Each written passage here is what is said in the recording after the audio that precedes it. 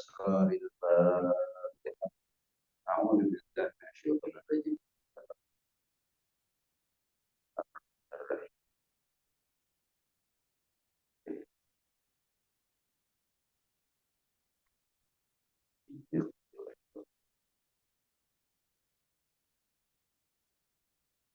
بسم الله الرحمن الرحيم. الحمد لله رب العالمين، وأشهد أن لا إله إلا الله وحده لا شريك له شهادة ندخرها ذخيرة يوم الدين، وأشهد أن سيدنا محمدا عبده ورسوله أفضل الأنبياء وسيد المرسلين.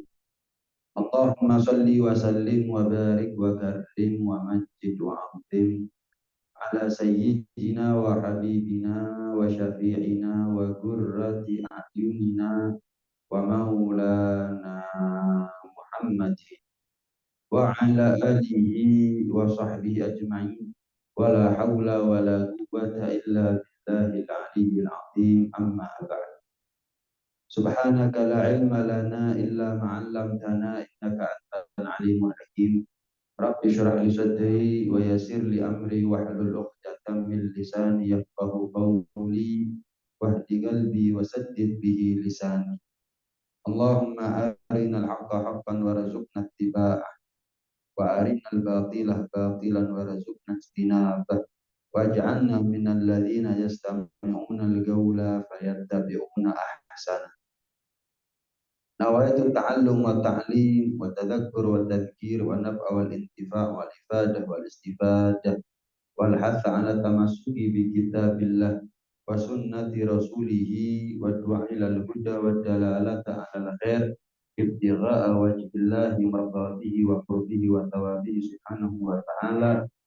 وصلى الله على سيدنا محمد وعلى آله وصحبه وسلم، والحمد لله رب العالمين. Assalamualaikum warahmatullahi wabarakatuh. Melanjutkan pengajian kita Risalatul Mu'awanah, kitab karya Al-Habib Abdullah bin Alawi bin Muhammad Al-Hajjaj, yang mudah-mudahan sebagaimana Allah ridhai beliau, Allah ridhai kita semuanya. Sebagaimana Allah jadikan ilmu beliau manfaat barokah, Allah jadikan ilmu kita juga manfaat barokah zahiran wa batinan fid dini wa dunya wal akhirah. Amin ya rabbal alamin. Qala al-musannif rahimahullah wa nafa'ana bihi wa bi ulumihi fid dharain. Amin. Radhiyallahu anhu. Wa alam annahu yutasawwar ay yajtami'a fil amalil wahid niyatun katsirah. Ketahuilah, tergambar, bisa jadi terkumpul di dalam satu amal niat yang baik. Wa yakunu lil amil bi kulli niyatin minha thawabun. Dan bagi yang beramal, dia berhak mendapatkan sebanyak apa yang dia niatkan. Contohnya apa? Misaluhu min at-ta'at ayyanwiya bi qira'atil Qur'an munajatallahi ta'ala. Contohnya, kita membaca Al-Qur'an misalnya. Membaca Al-Qur'an. Dia niatkan bermacam-macam. Di antara niat yang bisa kita hadirkan ketika kita membaca Al-Quran apa? Bermunajat kepada Allah Subhanahu wa ta'ala. Berbicara dengan Allah Subhanahu wa ta'ala. Kita kalau ingin mendengar kalamnya Allah, maka baca Al-Quran. Kita kalau ingin tahu kalamnya Allah, ya baca Al-Quran. Dan jika kita ingin berbicara langsung kepada Allah Subhanahu wa ta'ala, ya berdoa. Berdoa itu adalah fasilitas buat kita untuk berbicara langsung dengan Allah Subhanahu wa ta'ala. Dan membaca Al-Quran adalah fasilitas buat kita untuk mengetahui secara langsung kalamnya Allah Subhanahu wa ta'ala. Membaca Al-Quran niatnya apa? Munajat kepada Allah. Bercengkerama, ngobrol dengan Allah Subhanahu wa ta'ala. Fa innal gharib munajin rabbah. Karena sesungguhnya orang yang membaca Al-Quran itu, dia sedang berhadapan dengan Allah. Dia sedang bermunajat di hadapan Allah Subhanahu wa ta'ala. Membaca Al-Quran niat yang lain apa? Wa yanwi istikhrajal ulum minal Quran fa innahu ma'dibuha. Niat membaca Al-Quran mengeluarkan ilmu, menggali ilmu dari Al-Quran. Karena memang Al-Quran adalah sumber dari ilmu pengetahuan. Bukan hanya baca, tapi juga munajat. Bukan hanya munajat, tapi juga menggali ilmu yang terkandung di dalam Al-Quran. Al-Quran adalah tambang dan sumber dari segala macam bentuk ilmu pengetahuan. Wa yanwi naf'a nafsihi wasami'. Dia membaca Al-Quran, dia niat untuk memberikan manfaat kepada dirinya dan juga kepada orang yang mendengar. Idza quri'a al-Qur'an fastami'u lahu wa ansitu la'allakum turhamun. Orang yang mendengarkan baca Al-Qur'an dengan baik, dengan seksama, dengan khusyuk, dengan khidmat, maka mereka akan mendapat rahmat. La'allakum turhamun. Niscaya kalian akan mendapat rahmat dari Allah Subhanahu wa taala. Ila ghairi dzalik minan niyati shalihatil hasan. Atau niat-niat yang lain. Amalnya satu, apa? Baca Quran, tapi niat macam-macam. Maka orang yang membaca Al-Quran dengan niat yang macam-macam, dia akan mendapat banyak pahala sesuai dengan banyaknya niat. Karena itu dalam satu riwayat dikatakan rubba galiling katarot niyah. Rubba galiling katarot niyah. Ada kalanya amal sedikit. Ada kalanya amalnya sedikit, tapi diperbanyak oleh niat. Amalnya sedikit. Baca Al-Quran mungkin anggap misal 1 lembar, 2 lembar. Tapi niatnya munajat. Niatnya memberikan manfaat kepada dirinya dan yang mendengar. Niatnya melahirkan cahaya. Al-bait alladhi yuqra'u fil Qur'an yatara li ahli sama kama tatara an-nujum li ahli al-ard. Rumah yang di dalamnya dibacakan Al-Qur'an ibarat bintang bagi penduduk langit. Rumah yang di dalamnya dibacakan Al-Qur'an akan berpendar, akan mengeluarkan cahaya dan menjadi bintang yang nampak keindahannya bagi penduduk langit. Amalnya satu, baca Quran, tapi niatnya macam-macam. Maka amal yang sedikit bisa membuahkan pahala yang banyak. Dikarenakan oleh banyaknya. Contoh yang lain. Walithaluhum minal mubahat. Kalau tadi contoh daripada ketaatan. Membaca Quran itu ketaatan. Ibadah, amal soleh. Walaupun perkara yang mubah. Jadi nggak nunggu amal soleh bisa diperbanyak pahalanya dengan banyaknya niat. Nggak nunggu amal soleh yang bisa diperbanyak niat. Tapi perkara yang mubah pun juga bisa diperbanyak dengan niat. Dan dia mendapatkan pahala. Antanuya bil akli. Contohnya makan. Makan bukan ketaatan. Bukan ibadah. Bukan amal soleh. Makan itu adalah perkara yang mubah. Tapi niatnya apa? Pertama, imtithala amri rabbik fi qaulihi ta'ala ya ayyuhalladzina amanu kulu min thayyibati ma razaqnakum. Saya makan, mubah makan ini. Enggak berpahala. Tapi kalau kita niat yang positif berpahala. Bahkan kalau niatnya banyak, ya banyak pahalanya. Apa contohnya? Yang bisa kita lakukan, menata niat ketika kita makan, melaksanakan perintah Allah Subhanahu wa taala. Lihat bagaimana Allah berfirman dalam Al-Qur'an, ya ayyuhalladzina amanu, wahai sekalian orang-orang yang beriman, kulu min thayyibati ma razaqnakum. Makan dari apa yang baik, dari apa yang kami Allah beri rezeki kepada kalian. Jadi kita makan dan merangka melaksanakan perintahnya Allah Subhanahu wa taala. Yang pertama. Yang kedua, wa tanwi bihi tagawi ala ta'atillahi ta'ala. Makan niat untuk menguatkan badan dalam rangka taat kepada Allah Subhanahu wa taala. Dua sudah niatnya dia. Maka double niatnya dia, double pahalanya dia. Wa tanwi bihi at-tasabbur istikhraj syukri minka li rabbik idh yaqulu subhana kulu min rizqi rabbikum washkurulah. Maka mubah makan. Niatnya apa? Agar yang mubah menjadi pahala. Makan kita jadikan sebagai sebab kita bersyukur kepada Allah Subhanahu wa taala. Makan itu nikmat. Gara-gara kita makan, akhirnya kita ucap alhamdulillah. Gara-gara kita makan, akhirnya kita bersyukur kepada Allah Subhanahu wa taala. Lihat bagaimana Allah berfirman, "Kulu min rizqi rabbikum." Makan dari rezekinya kalian. Makan daripada rezeki Tuhan kalian, washkurulah dan bersyukurlah kalian kepada Allah Subhanahu wa taala. Kita ini kalau makan satu suap, ucap alhamdulillah, turun ridhonya Allah. Makan suap lagi, baca alhamdulillah lagi. Bukan nunggu habis baru alhamdulillah, enggak. Makan sesuap alhamdulillah, sesuap alhamdulillah, sesuap alhamdulillah. Minum juga begitu. Seteguk alhamdulillah, seteguk alhamdulillah, seteguk alhamdulillah. Maka turun deras ridhonya Allah Subhanahu wa taala dari situ. Jadi enggak harus perkara yang ibadah yang bisa diperbanyak pahalanya dengan banyaknya niat. Perkara yang mubah pun juga bisa diperbanyak pahalanya dengan banyaknya niat.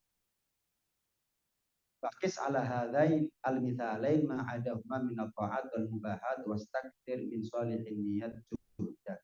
Karena itu berupayalah sungguh-sungguh buat kita kapan kita melakukan perkara yang mubah, banyak niat. Kapan kita berbuat taat, beramal soleh, jangan nanggung niatnya. Jangan minim, tapi kaya. Diperkaya niatnya itu. Dikatakan man fatah ala nafsi babaniyatin sholihat. Barang siapa yang membuka pintu niat, satu niat yang baik saja, Allah akan turunkan, Allah akan buka baginya 70 pintu taufik.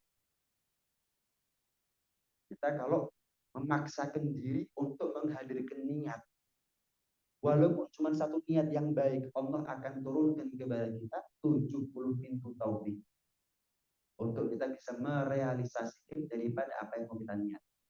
Bukan eman-eman. Kalau kita bisa mendapat pahala dengan banyaknya niat, kan eman-eman. Kalau kita ini dapat sedikit pahala gara-gara sedikit niat. Banyak pahala karena banyaknya amal. Tapi kalau banyak pahala karena banyaknya niat, kan enteng. Nah kalau enteng jangan diremeh, no. Nih kita duduk sekarang. Kalau kita duduk cuma sekedar istiqomah gitu aja ya, pahalanya kita istiqomah toh, nggak dapat yang lain. Tapi kalau cuma duduk sekarang, ya niat menuntut ilmu agama, ya niat mencari warisan daripada apa yang diwariskan oleh Nabi Sallallahu Alaihi Wasallam. Niat nyambung silaturahmi, niat saling menebar salam satu sama lain, niat.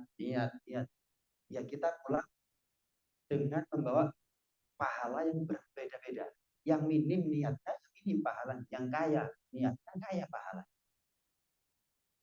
Orang dulu itu kalau mau beramal, noto niat itu seperti orang baca Fatihah. Toto, tertib, seperti baca Fatihah, dan lancar. Kalau kita kan noto niat itu sorong. Niat apa mana ya? Kan gitu kita masih. Biar kaya nih pahalanya. Kan bingung gitu ya.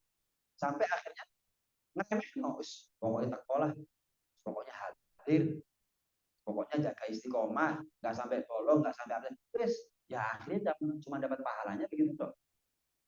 Warubba kathirin golalat dunia. Dan ada kalanya amal yang banyak menjadi sedikit pahalanya gara-gara sedikitnya niat. Gara-gara sedikitnya niat. Kita duduk sekali pahalanya banyak. Jangan sampai menjadi minim pahalanya gara-gara sedikitnya niat. Ya, tidak dikatakan orang itu bisa mengayakan pahala daripada suatu perkara yang mubah atau tapi orang cerdas. Nggak gampang kan? Mengayakan niat itu kan nggak gampang dalam satu amal. Kok bisa? Hebat. Orang cerdas. Ayo coba kita berpikir. Dalam satu amal sekarang. Coba hadirkan 70 niat. Kita duduk sekarang ini satu amal. Tapi hadirkan 70 niat. Jadi kita pulang nanti bawa 70 pahala. Gampang apa susah? Susah. Niat apa mana? Niat apa lagi? Bingung kita. Berarti tandanya orang yang bisa sekali amal 70 niat itu orang cerdas. Orang pintar. Bahkan kami habaib kalau sudah mau kawin, mau menikah dituntun. Ya. Kalau dulu dituntun, zaman nggak ada HP, dituntun untuk nonton niat kawin, niatnya apa? Itu panjang bacaannya. Itu dikarang oleh Al Habib Ali bin Abu Bakar As-Sakroni. Oh, ratusan tahun yang lalu tinggal ulama luar biasa, wali bin auliyaillah, orang soleh. Itu turun temurun sampai sekarang kami baca. Bukan hanya kami yang boleh baca, jenengan pun kalau mau mantu misalkan atau yang belum menikah kepingin menikah, kepingin baca niatnya Habib Ali bin Abu Bakar As-Sabran boleh. Bukan eman-eman. Pahala menikah itu pahala yang lama. Pahala yang ibadah yang paling lama itu ibadah nikah. Nah kalau kaya pahala, wah bisa dibayar betapa besar pahala yang dia dapat gara-gara kaya niatnya. Oh, ulama, kami punya datuk, kami punya nenek moyang, ya ngatur itu semua. Jadi kami tinggal membaca. Kami tinggal membaca saja. Nah, summa inna niyata tutlaqu wa yuradu biha ahad ma'ani. Yang namanya niat, yang dimaksud dari niat itu salah satu di antara dua. Apa sih maksudnya niat itu? Satu di antara dua. Yang pertama, niat itu adalah tujuan dalam kamu melakukan sesuatu atau mengucapkan sesuatu. Kita duduk sekarang tujuannya apa? Berarti tujuan kita sekarang duduk itulah niat. Makna niat dipandang dari sudut pandang tujuan suatu amal, itulah yang dimaksud daripada sabda Rasulullah, niyatul mu'min khairun min amal. Niatnya orang yang beriman itu lebih baik daripada amal. Amalnya kita terbatas, mungkin setengah jam, maksimal 1 jam. Tapi tujuan kita duduk sekarang kan bukan hanya untuk 1 jam ke depan, 2 jam ke depan, tapi bisa seumur hidup apa yang kita peroleh sekarang. Jelas nggak kira-kira? Kita duduknya 1 jam, tapi apa yang kita dapat selama 1 jam, apakah hanya untuk 1 jam kemudian? Enggak. 1 hari kemudian, 1 bulan kemudian, sampai kapan? Sampai mati. Sampai mati. Berarti tujuan duduknya kita itu lebih besar daripada amalnya kita. Amalnya kita 1 jam, tapi tujuan kita duduk bukan hanya untuk 1 jam kemudian, tapi untuk selama-lamanya. Nah, niat inilah yang dimaksud niatul mukmin khairun min amali. Tujuan daripada orang beriman itu beramal lebih baik daripada amalnya sendiri. Amalnya simple, sederhana, enteng, terbatas. Tapi kalau tujuannya bisa macam-macam. Amalnya singkat, tapi tujuannya lama. Ini makna niat yang pertama, yaitu tujuan daripada amal. Makna yang kedua daripada niat apa? Motivasi yang mendorong buat kamu melakukan itu apa? Tendensi, motivasi, dorongan yang membuat kamu semangat untuk melakukan itu apa? Itu juga disebut dengan niat. Kaitan antara niat dengan amal ada 3. Kaitan antara niat dengan amal. Yang pertama ayazib wa ya'mal. Rencana dan dia realisasikan. Rencana beramal dan dia wujud nyatakan. Ini yang pertama. Yang kedua, berencana tapi gagal diamalkan. Berencana amal tapi gagal diwujudkan. Nah, rencana hadir tapi nggak hadir. Kenapa? Tahu-tahu ada tamu di rumah. Nah, dia dapat pahalanya, Mas. Kenapa? Yang membuat dia undur bukan karena kemauan, tapi karena hal darurat, yaitu tamu. Rencana hadir, sudah mau berangkat, nggak taunya kok sakit, nggak jadi berangkat. Namanya sakit bukan dari dia, tapi dari Allah, maka dia tetap bertahan. Lain kalau rencana hadir, nggak jadi. Kenapa? Nggak julin sama teman. Dia nggak dapat pahalanya. Kenapa? Kalau dia bisa lanjut, kenapa keselimur? Kenapa nenggok? Nah, maka niat seperti itu tidak bukan apa-apa. Rasulullah Shallallahu Alaihi Wasallam pernah bersabda, Innallaha katabal hasanat wa sayyi'at. Allah itu nyatat pahala, ya nyatat keburukan. Ada pahala, ada dosa yang mencatat. Kemudian Rasulullah mengatakan, faman hamma bi hasanati, barang siapa yang berencana melakukan satu kebaikan, falam ya'malha, tapi dia tidak mengamalkan. Berencana untuk melakukan satu kebaikan, tapi tidak realisasikan. Kata bahwa Allah indahu hasanatan kami, maka Allah catat baginya pahala 1. rencana baik, rencana taat, tapi nggak jadi. Yang mana nggak jadi bukan karena maunya, tapi karena takdirnya Allah Subhanahu Wa Taala. Jelas ya, rencana haji sudah nabung, sudah mau berangkat, ternyata kalah sama umur, nggak jadi berangkat. Maka gimana? Tetap dia dapat pahala haji. Jelas ya. Fa'in hamma biha fa'amilah. Kalau dia berencana taat dan berhasil, dia lakukan. Ada takdir rencana taat dan berhasil dia lakukan karena ada takdir dari Allah, dikapan dan dimudahkan oleh Allah. Maka Allah catat baginya pahala antara 10 sampai 700 kali lipat sampai lebih. Ila af'afin katsira. Berlipat-lipat ganda lebih daripada 700 kali lipat. Rencana taat gagal. Kenapa? Allah yang gagalkan dapat pahala satu. Rencana taat kok dimudahkan sama Allah sampai wujud rencananya dia, maka pahalanya 10 kali lipat sampai 700 kali lipat atau bahkan lebih. Itu kalau rencana taat. Lah gimana kalau rencana maksiat? Wa in hamma bisayyi'atin falam ya'mal. Rencana maksiat tapi diwurungno dhewe. Tak wis aku dia mesti ngira. Gimana? Maka dia berhak mendapat pahala satu. Rencana maksiat bukan nggak jadi karena takdirnya Allah. Nggak jadinya karena maunya dia. Mungkin karena takut kepada Allah, mungkin karena takut kepada orang tua, mungkin karena malu, mungkin. Gimana? Maka dia tetap dapat pahala. Dan barang siapa yang rencana maksiat, kok kedaden, kelakon, hasil dia laksanakan, maka Allah catat baginya dosa satu. Berarti dari 4 keadaan, 3 pahala, 1 dosa. Rencana taat, tapi Allah tidak takdirkan pahala. Rencana taat Allah kasih kemudahan sampai takdir pahala 10, 700 bahkan. Kan gitu ya.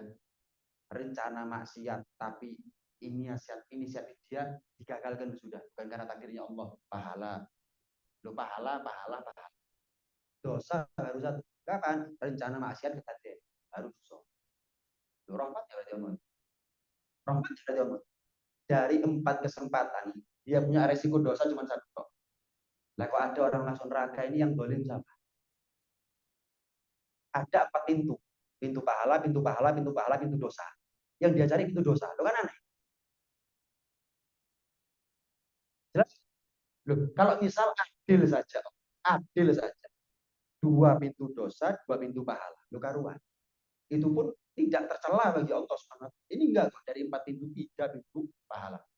Tapi kok ada orang masuk neraka, berarti dia nggak pernah buka pintu pahala, yang dia cari adalah pintu dosa terus. Rencana maksiat rencana maksiat terus gitu. Nggak pernah di rencana taat. Coba di rencana taat, tadi nggak tadi tetap dapat pahala.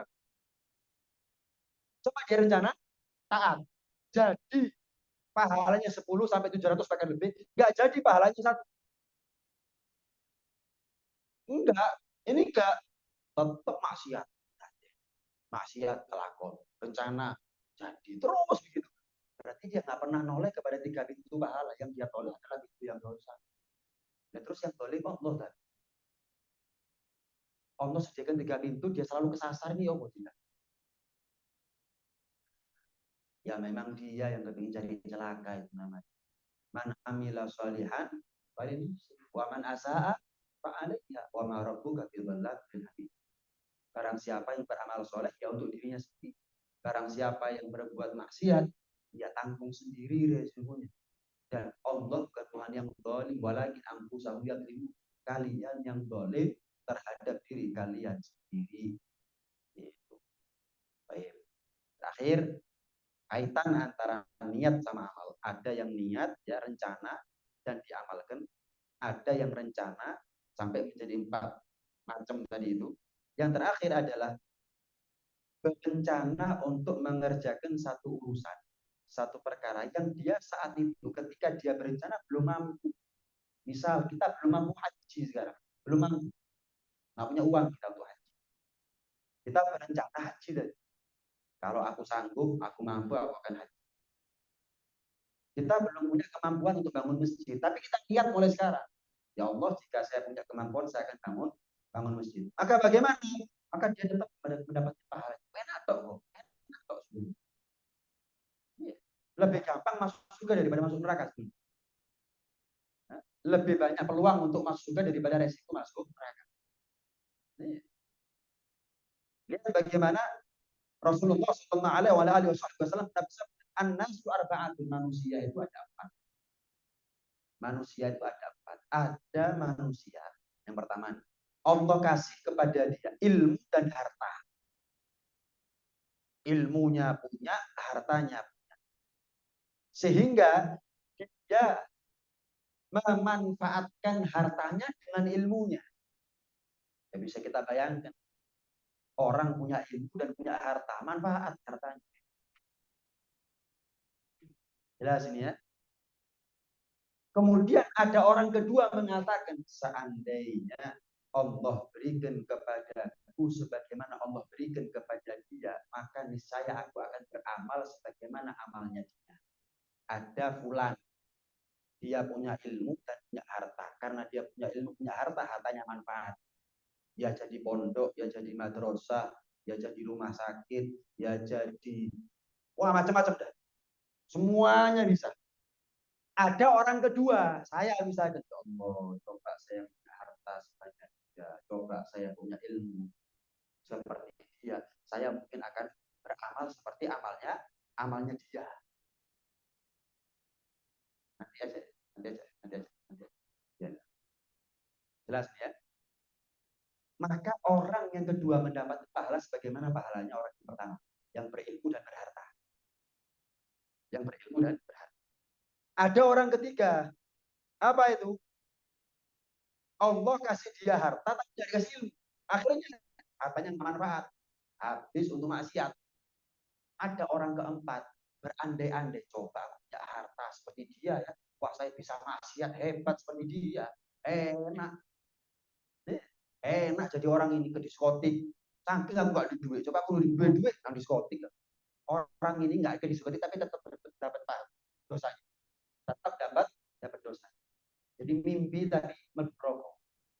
Berkhayal tadi dapat dosa. Seharusnya kan enggak. Ini orang nggak cerdas. Karena itu iri itu sama orang yang jangan iri sama yang maksiat. Memangnya nggak ada orang kaya yang soleh. Nah, irilah sama mereka. Jangan iri sama orang yang kaya tapi nggak soleh. Apa yang kita iri? Ke Hongkong. Kita iri. Enak ya, suki nang Hongkong. Nah, kenapa kita nggak bisa iri sama orang yang kaya berangkat haji?